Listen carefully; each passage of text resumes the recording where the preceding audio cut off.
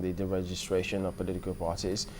Mr. Mike Guinea joins us now, Resident Electoral Commissioner for Cross River State. Thank you for coming on this morning. It's my pleasure to be here.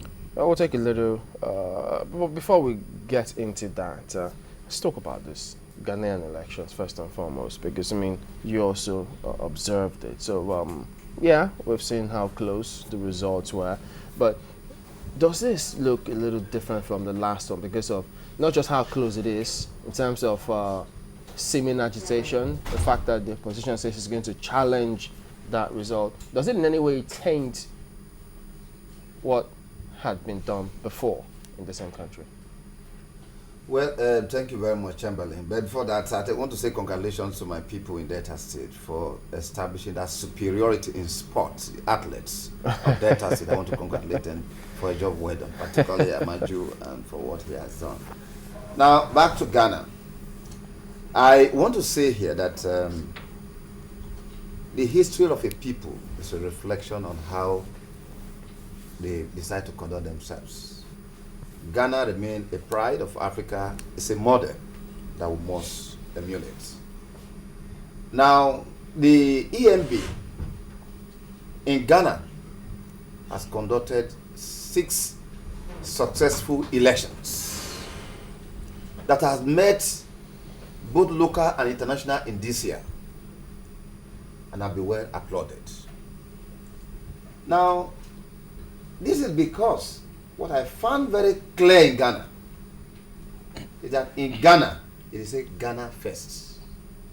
It's belief in Ghana. And so, that reflects in their attitude. In this election, yes, somebody is saying he's going to challenge the outcome of the election. The total register of about 14,158,890 voters. Then the total vote was about 11.2 million. Now the guy had 5 million, 2 point something. Then the winner 5. So the difference was just 250,000. And he says he's going to challenge the outcome of the election. Some of the things I found in Ghana are quite interesting. Unlike in our own country here, and of course, we can see why we are where we are. But what cannot be taken away is that Ghana got to where it is today because they started a journey of change and learning some years ago. They remain committed to that value of change, as well also embracing the fact that in taking Ghana to a higher level in Africa or within the West Africa sub-region, that they also must adopt new methods, because the challenge of that guy is coming from issues he has raised about the challenges of the biometric process. Nigeria started in Africa, we started the biometric process. Ghana has come over, but we also have to give support to them. Sierra Leone, that's Nigeria, because of the remarkable effort from 2011. Now, Ghana has taken a step forward by having what they call the biometric verification process to identify both your biometrics and your picture. As you can see in this, a small device which they have used. This is the device that Ghana is currently using. You put your thumbprint, it will show your fingerprint, then your picture will show. At the same time, it's also recording. So irrespective of what you have on the register, for instance, on the day of election, it is those that have shown themselves, presented themselves in their 3-way process. But what they did was to do 3-way identification process. And so they had little challenges in a few areas with respect to the use of this biometric because of the delay.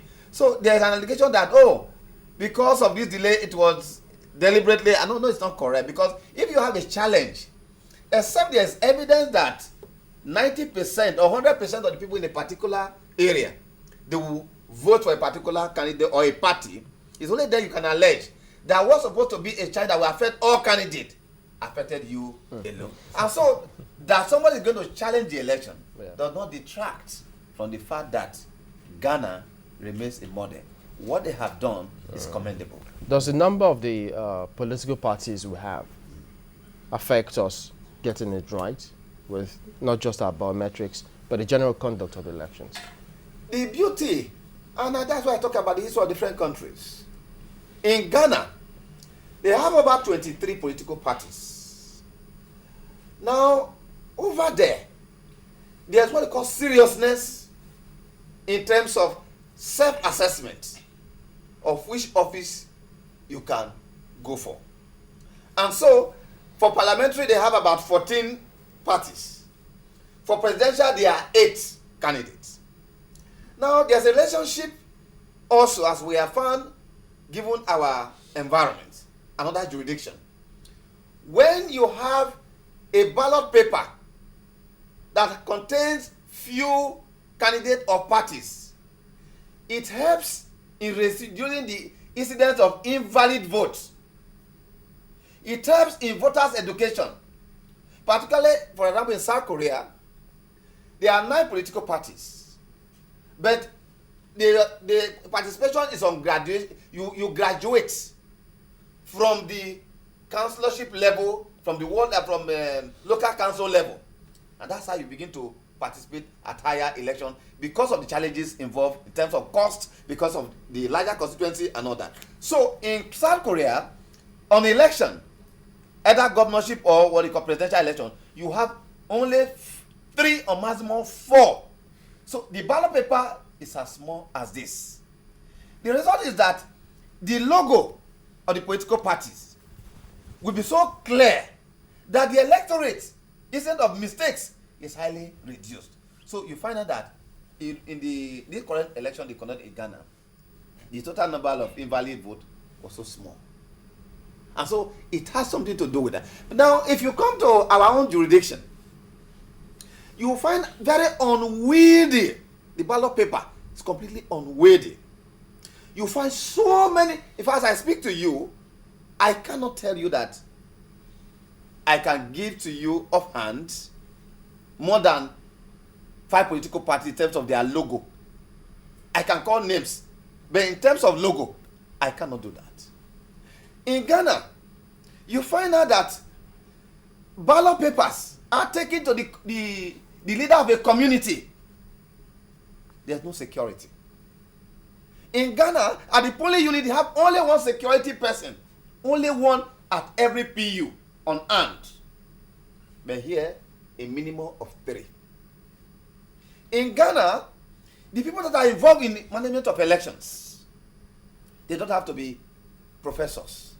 We have soil mistress, we have artisans, we have businessmen.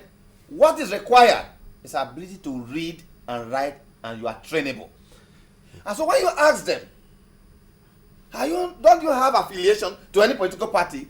They will say, look, yes, some of the officials may have affiliation, but the moment you are appointed in Ghana to conduct the election, you say it is Ghana first. That is why, perhaps, talking about the challenge of this election, Nana Akufo-Addo, he made a statement that the entire Ghanaian nation took exception to. Probably he has been watching our movie here, this is our home video, which is very common over there, and said, all die, be die in this election. If anything happen, if I don't win, all die, be die in this election. Ghanaians, they rose up that this is Ghana. You cannot say all die, be die. Because of that, a lot of foreigners were also leaving the country. Because in the build of those elections, for the first time in the history of Ghana, there was a measure of desperation. And so when he made that statement, a candidate, you on their television, every station you tune to, you will see what do you call it? Footballers, musicians, elders, all segments of society. They stood up to say, in Ghana, what the people have spoken, that is it. This is not Nigeria. All die can never be die in our country. Mr. I Guinea, feel so impressed. Just allow us comment here. They can rise up against a statement that they consider as a threat to public order.